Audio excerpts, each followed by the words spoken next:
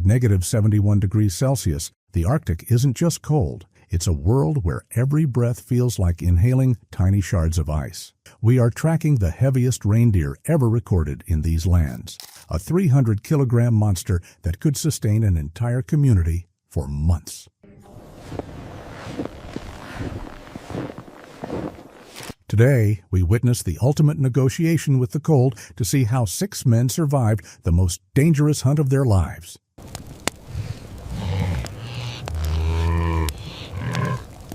The Arctic at -71 degrees Celsius is not just cold, it is a world that moves differently. The sound changes, footsteps crunch loudly, but distant noises are swallowed by the frozen silence. Here, the snow is never uniform. Wind constantly sculpts it into ridges, drifts, and hidden crusts. These shifts happen in minutes, erasing footprints and hiding the smallest signs of movement. One wrong step can leave a hunter off balance or misreading the landscape entirely.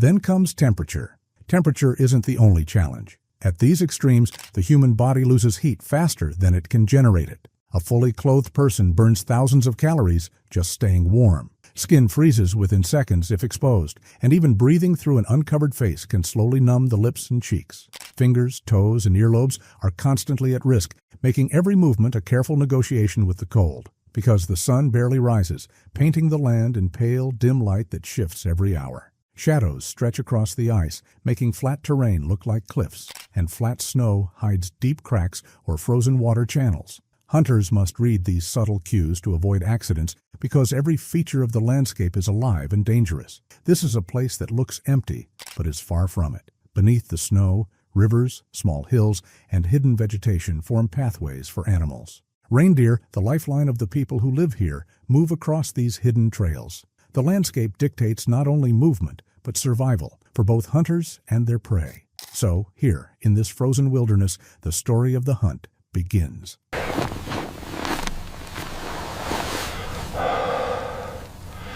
In a place like this, survival is never individual. No one enters this landscape without understanding its rules. For the Inuit, the Arctic was not an enemy. It was a system they had learned to read over generations. Hunters did not move alone or randomly. They traveled with purpose, shaped by seasons, memory, and shared experience. Every step was guided by lessons passed down through stories, observation, and practice. This hunt took place during a narrow window of the year, when reindeer movement aligned with human survival needs. Too early, and the cold was unforgiving. Too late, and energy reserves were already running low. Timing mattered as much as skill. Hunters understood their own limits. They knew how long they could walk before sweat became dangerous, how far they could push their bodies before fatigue increased the risk of mistakes. Clothing was layered not for comfort, but for balance. Too much heat could be just as deadly as too little. So, roles within the group were clearly defined. Some focused on tracking, others on reading wind and terrain. Experience determined leadership, not age or strength. A single poor decision could end the hunt for everyone, so every movement was slow, deliberate, and quiet. This was the hunter's reality in the Arctic, not a moment of action, but long hours of awareness. And within this silence, the real reason for the hunt began to take shape. Reindeer were not hunted for choice or tradition alone. In the Arctic, they were one of the few animals that could reliably support human life through winter. Their migration routes crossed frozen land at predictable times, making them a rare source of stability in an unstable environment. A single reindeer provided far more than meat. The fat supplied long-lasting energy needed to survive extreme cold. The meat could be dried or frozen naturally, preserving it for months without spoilage. Organs were consumed quickly to prevent nutrient loss, delivering vitamins that were otherwise unavailable in a landscape without plants. The hide was just as valuable. Thick winter fur became clothing that trapped heat while allowing moisture to escape. Properly prepared skins were used for boots, mittens, sleeping surfaces, and wind protection. Without reindeer hides, exposure alone could end a winter season early. Bones and antlers were shaped into tools, needles, and weapon parts. Sinew was turned into a strong thread, capable of withstanding cold that would snap plant fibers.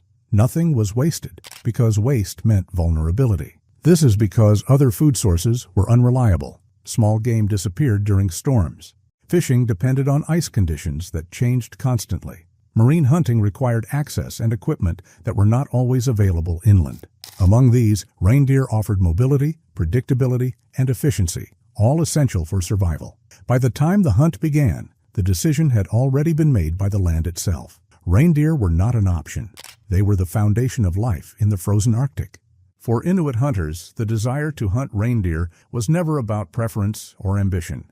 It was about timing survival against the slow pressure of winter. Hunger in the Arctic does not arrive suddenly. It builds quietly, day by day, as stored food decreases and the body burns energy faster than it can be replaced. A failed hunt did not always mean immediate starvation. It meant uncertainty, and uncertainty was dangerous. Without fresh meat and fat, energy levels dropped. Cold became harder to manage. Decision-making slowed. Small mistakes became more likely, and those mistakes accumulated over time. This is why reindeer hunting was planned long before hunger became visible. Hunters understood that waiting too long removed all margin for error. The goal was not to eat today, but to survive weeks and months ahead. Calorie demands in extreme cold are extreme themselves.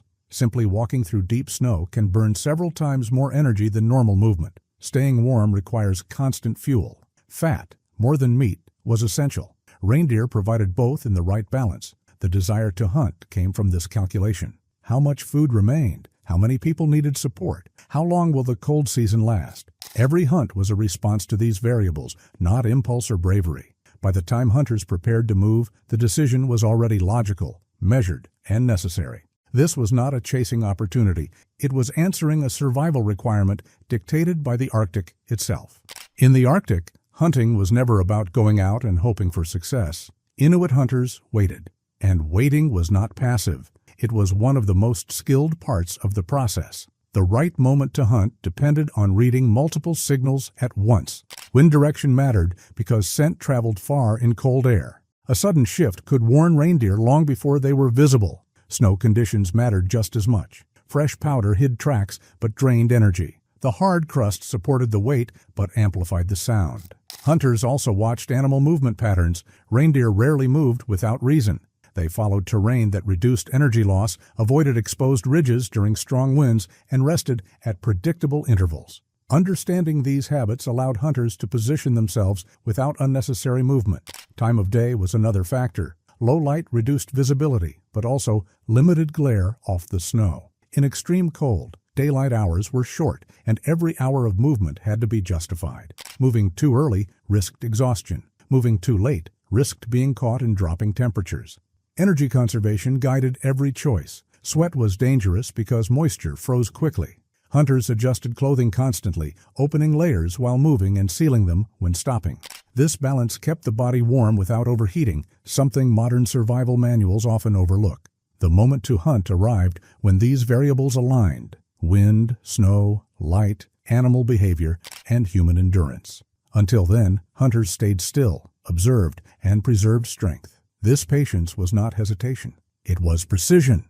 Before any movement began, Inuit hunters prepared their minds as carefully as their bodies. In extreme cold, mental mistakes were often more dangerous than physical ones. Panic increased breathing, hurry caused sweating. Overconfidence led to wasted energy. Silence was part of this preparation. Talking was limited, not out of ritual, but efficiency. Sound traveled far across frozen land, and unnecessary speech distracted attention from wind changes, snow texture, and distant movement. Listening mattered more than speaking. Hunters learned to slow their thoughts. The Arctic punished impatience. Moving too quickly raised heart rate and body temperature, creating moisture that later froze against the skin. Calm breathing conserved energy and kept the body stable. Fear was acknowledged but controlled. Every hunter understood the risks: frostbite, exhaustion, sudden storms, and injury far from help. Pretending these dangers did not exist was considered reckless. Instead, they were accounted for, measured, and respected. Focus narrowed to immediate decisions. Foot placement, wind direction, distance to shelter. Mental discipline meant staying present, not imagining success or failure ahead of time. The hunt was approached as a sequence of small, correct actions, not a single dramatic moment. This mindset allowed hunters to function in conditions where modern humans often struggle. The cold attacked concentration first, then judgment. Mental preparation acted as insulation, protecting decision-making when the environment became overwhelming. By the time the hunters were ready to move, desire had already done its work. The need was clear, the timing was chosen, the mind was steady. Now the Arctic itself would respond. As you already know, at minus 71 degrees Celsius, the cold is no longer a background condition. It becomes an active force working against the human body. Heat leaves the body faster than it can be replaced. Blood pulls away from the skin to protect vital organs, leaving fingers, toes, ears, and faces vulnerable. Numbness arrives quietly. Pain often comes later when damage has already begun. Breathing itself becomes a challenge. Cold, dry air strips moisture from the lungs, making each breath feel sharp and heavy. Exposed airways can inflame over time, forcing hunters to regulate breathing through layers of fur or fabric. Fast breathing wastes energy. Slow breathing risks oxygen debt. Balance is critical. Movement increases danger. Muscles stiffen in extreme cold, reducing flexibility and increasing the chance of strain or injury. A simple fall can mean broken equipment, exposed skin, or wasted energy needed to stand again. Every step must be deliberate. Calories are burned at an extreme rate. The body consumes energy just to maintain core temperature. Hunger is not felt immediately. Instead, fatigue arrives first. Reaction time slows. Judgment dulls. Hunters must recognize these signs early before mistakes compound. Sweat is one of the greatest threats. Moisture trapped inside clothing freezes quickly once movement stops. Hunters constantly adjusted layers, opening clothing while walking and sealing it immediately when still. This constant regulation required awareness even during exhaustion. The cold does not attack all at once. It works patiently, targeting attention, coordination, and decision-making. Inuit hunters understood this progression and planned their limits accordingly. Ignoring the body's signals meant surrendering control to the environment. This was the first battle of the hunt, not against the reindeer, but against the cold itself. Tools do not behave the way they do in moderate climates. Materials that feel strong in warmth become brittle and unreliable at minus 71 degrees Celsius. Wood loses flexibility and can crack under sudden stress. Bone and antler, commonly used in traditional tools, become harder but more fragile. A single sharp impact can split a spear shaft or fracture a handle, ending the hunt immediately. Repairs in these conditions are slow and costly. Metal, when present, creates its own danger. Bare skin sticks instantly, tearing flesh if contact is broken too quickly. Even through gloves, prolonged handling drains heat from the hands, reducing grip strength and fine motor control. Simple tasks like tightening bindings or adjusting gear become difficult. Weapons are affected as well. Thrown or thrust weapons rely on precision, but stiff muscles and numbed fingers reduce accuracy. Releasing at the wrong moment wastes energy and exposes the position. Hunters had to compensate for these limitations by closing the distance carefully and choosing angles that reduced error. Clothing and bindings also faced constant stress. Sinew, used as thread and cord, performed better than plant fibers, but even it stiffened in extreme cold. Knots tightened and refused to loosen. Straps could snap if forced. Every piece of equipment had to be tested gently before use. Because failure was likely, redundancy mattered. Hunters carried backup components when possible and relied on techniques that minimized strain on tools. Success depended not on having the strongest equipment, but on understanding its limits. In this environment, the cold did not just slow the hunt, it actively worked to dismantle it.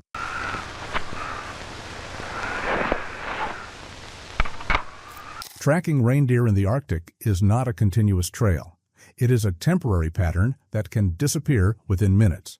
Wind is the first enemy. Strong Arctic winds lift loose snow and sweep it across the surface, filling hoof prints and softening edges until tracks fade into the landscape. What was visible an hour ago can vanish completely, leaving only vague depressions that are easy to misread. Snow itself changes constantly. During the day, slight temperature shifts can harden the surface into crust.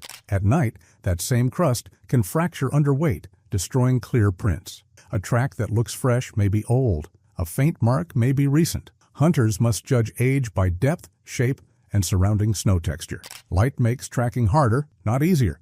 Low sun angles cast long shadows that exaggerate terrain. Flat ground appears uneven. Old tracks look new. New tracks disappear in the glare. Hunters rely on contrast, wind patterns, and the direction of snowdrift rather than obvious footprints. Cold also affects scent. In extreme temperatures, scent travels farther, but behaves unpredictably. Wind can carry it over ridges or drop it suddenly into low ground.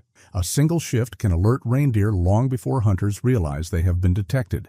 Because of this, Inuit hunters rarely followed tracks blindly. Chasing a trail wasted energy and often led nowhere. Tracking was about understanding movement, not footsteps where reindeer would go, not where they had been. When tracking failed, the hunt did not end. It changed, and that change is what made Inuit hunting possible in a land where speed and force rarely worked.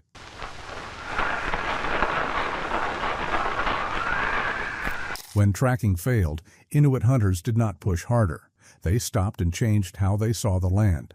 Instead of following the reindeer, they began to read the terrain itself. Snowdrifts, shallow valleys, frozen rivers, and wind-carved ridges all acted as invisible guides. These features shaped how reindeer moved, where they rested, and which paths cost them the least energy. Hunters positioned themselves where animals were likely to pass rather than where they had already been. This knowledge was cultural, not instinctive. It came from stories, shared experience, and observation across generations. Elders taught younger hunters how wind direction altered animal behavior, how reindeer avoided exposed ridgelines during storms, and how they favored shallow slopes over deep snow. This understanding turned the landscape into a map that did not need to be drawn. This way, hunting became less about movement and more about placement. Hunters waited near natural funnels, which are narrow crossings between hills, frozen stream beds, or gentle rises that reindeer used repeatedly. These locations allowed hunters to remain still, conserving energy while increasing the chance of encounter. Stillness had meaning, too. In Inuit culture, patience was not a weakness. It was respect. Respect for the animal, the land, and the balance between them. A rushed hunt was believed to invite failure, not just physically, but spiritually. The hunt worked best when the hunter moved in rhythm with the environment. When reindeer finally appeared, the moment felt earned. It was the result of knowledge aligning with conditions, not force overpowering nature. The hunt was now underway, quietly, deliberately, and on the land's terms.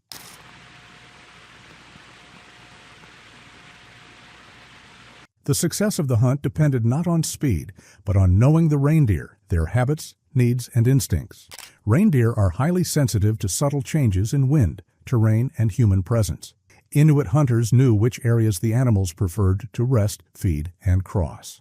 They observed grazing patterns, noting which slopes provided better shelter from the wind or which valleys were safest to traverse. Timing was critical. Reindeer often rested during daylight hours, moving more actively at dawn and dusk. Hunters adjusted their approach to these rhythms, sometimes waiting hours in freezing silence for animals to leave cover and enter predictable paths. The hunters also read micro-behaviors like a lifted head, a flick of the ears, a sudden pause. Each could indicate alertness or curiosity.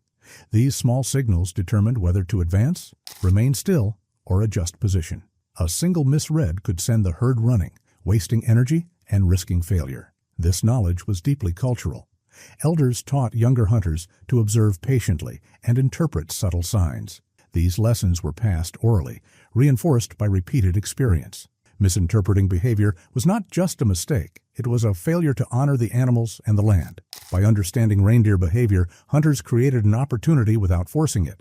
They did not chase, they guided. The hunt became an exercise in aligning human action with animal instinct, with terrain, and with the extreme Arctic conditions.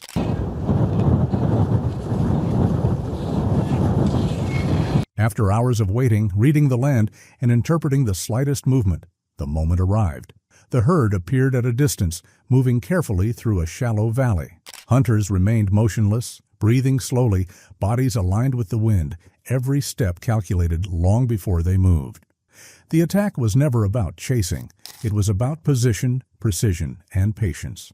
Hunters approached only when terrain and wind concealed them, closing the distance while keeping energy expenditure minimal. Every footfall, every adjustment, was part of a larger strategy dictated by knowledge of reindeer behavior and the Arctic itself. When within range, weapons were used sparingly and efficiently. A spear or arrow aimed at vital points ensured a swift, humane kill. In Inuit culture, taking only what is necessary is central. Waste is disrespectful to the animal, to the land, and to the community that depends on it. The hunt was completed quietly, deliberately, with reverence. Immediately after, work began. The animal was processed on site when possible to prevent spoilage. Fat, meat, hide, sinew, and bones were carefully separated, each with a purpose. Nothing was discarded, because in this environment, waste could mean life or death. The significance of this moment extended far beyond immediate survival. Successfully harvesting a reindeer ensured food for weeks, materials for clothing and shelter, and knowledge reinforcement for younger hunters, observing every step. The hunt was not only a physical act, but a cultural one, a practice that connected generations, sustained communities, and respected the fragile balance between humans, animals, and the Arctic wilderness. By the time the sun dipped low, the herd was gone, and the hunters had secured everything necessary. The hunt was over, but its lessons and benefits would last through the harsh months ahead.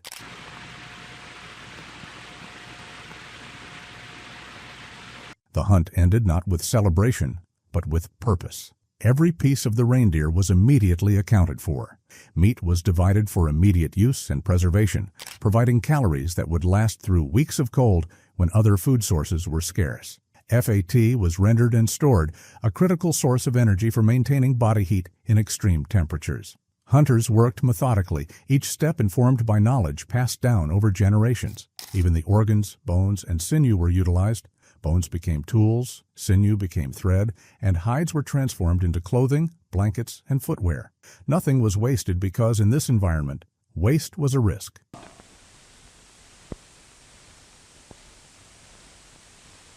The importance of using every part of the reindeer cannot be overstated. In the Arctic, one animal sustained multiple lives. The fat and meat nourished families. Hides are protected against the relentless cold. Bones and antlers were tools for everyday survival. Needles and thread from sinew allowed clothing repair and construction. This efficient use was not simply practicality, it was a philosophy, a respect for life and the land.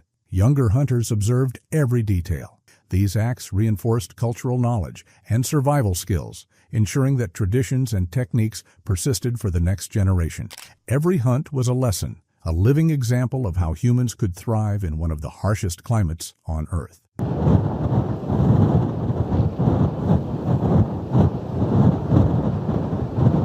The impact of a successful hunt went beyond immediate survival. Communities were fed, clothing and shelter needs were met, and cultural practices were reinforced. Knowledge of the land, animal behavior, and survival techniques was reaffirmed, strengthening social cohesion and resilience. Each hunt symbolized the delicate balance between humans and the Arctic ecosystem. It was not merely about food, it was about maintaining harmony with the land and its creatures, honoring the rhythms of nature, and ensuring survival in a place where one mistake could mean disaster. In this way, the Arctic reindeer hunt was never just a task. It was the foundation of life, a lesson in patience, strategy, and respect. This hunt for the heaviest reindeer was not just about meat and fur. It was a lesson in survival at -71°C, where a single mistake could have meant the end of our community. But in the Arctic, we are not the only hunters. There comes a moment when the roles are reversed, and the one watching us from the darkness is far more dangerous than any blizzard. If you think hunting a 300-kilogram reindeer was extreme, you need to see what happens when the Inuit come face to face with the king of the ice. Click the video on screen to witness our polar bear hunt and understand why, in this land, the hunter sometimes becomes the hunted.